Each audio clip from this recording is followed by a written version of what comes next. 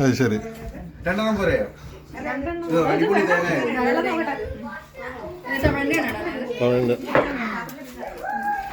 മധുരം കുറവാട്ടാ, കുഴപ്പമില്ല അല്ലേ? പക്ഷെ ഇതില്ല, ചവർപ്പില്ല.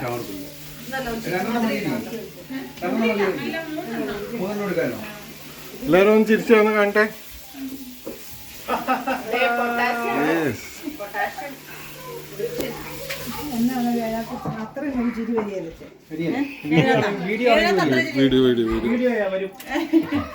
ബീഫ് ഇവിടെ ഇതെവിടെ? ചിക്കൻ അല്ലേ?